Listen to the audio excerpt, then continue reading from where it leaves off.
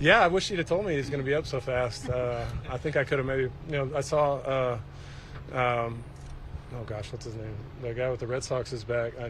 Rich Hill's back. I mean, Rich Hill's my age, so like if he could do it, I don't know why I couldn't. But I watched the Dodgers bullpen throw, and I think, man, I'm probably not gonna come back. So no, that would be cool. It would have been amazing, obviously, but 6 years, so it's probably a bit too big a gap at this point.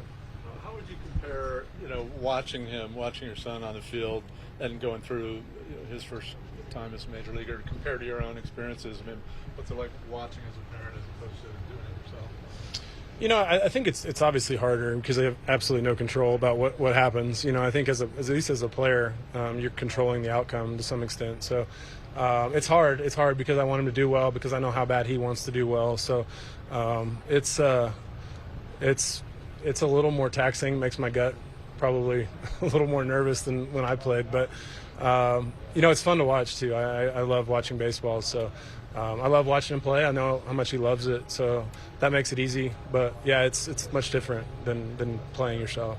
Hey, Matt, do you think that Jackson's love and Ethan's love, too, for the game, not just your career, but the fact that you brought him into the environment of the clubhouses and the field, do you think that's part of the reason why they grew up to love the game like you love it?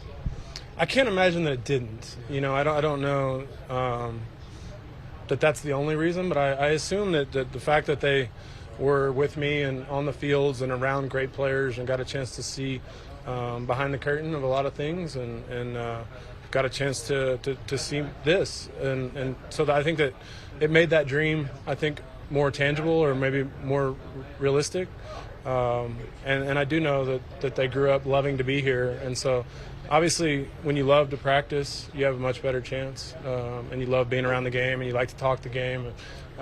It gives you a chance to get all the God-given ability you have out. And so I think it definitely had something to do with it. Matt, with each, I'll include Ethan in this, at what point in time did you realize their talent was truly unique? Pretty early, just because you watch their actions and you watch them do things and their swing mechanics that they sort of have naturally and don't know why, and just kind of are imitating probably what's going on in front of them. I knew that they had some pretty unique skill sets. So you never know what that means. I mean, so I just want to, as a parent, you just kind of want to fan that flame of, if you love baseball, here's what you got to do if you want to try to play at the next level and then at the next level after that. And so I've known for quite a while that they had the ability to play at a high level. Now, I didn't know Jackson would play in the major leagues at 20 years old, but I knew that he had some skills and the love of game that would take. Out of all the images of you and Jackson we'll likely show on our Rockies broadcast tonight, is there one that's your favorite? I think the video that sort of resurfaced where he was hitting and running around on the field, that one's pretty vivid. Obviously the one he mentioned earlier about after we won the National League on the stage, holding him. And then, I think even on into my career a little bit, just having them travel with me and having them around and having them in the cage and shag and batting practice and all of those things were very special to me. Matt, between you and Jackson, at his age, who do you think had more pop when you were his age?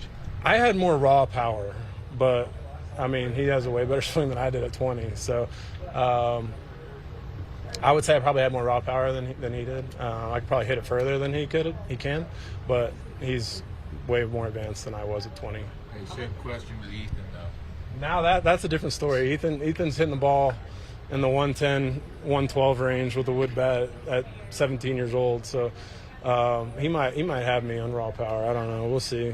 He's got to hit a few more homers before I relinquish that. How much is Jackson going to you for advice, particularly now that he's in the majors and now that he's playing here at Colorado? We talk about baseball a lot.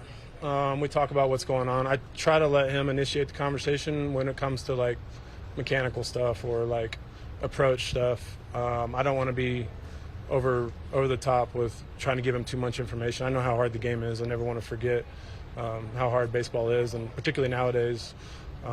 So we talk about baseball a lot, but like I said, it's a good balance. I don't want him to ever think that that all I care about is how well he's doing on the field, because that's not true. I mean, this one is probably a little bit cooler, just to be able to come back here. Obviously, my dad played here for a long time and kind of settled in to playing in the big leagues a little bit, so it's a little easier, and just being able to enjoy it and really just let it soak in a little bit more.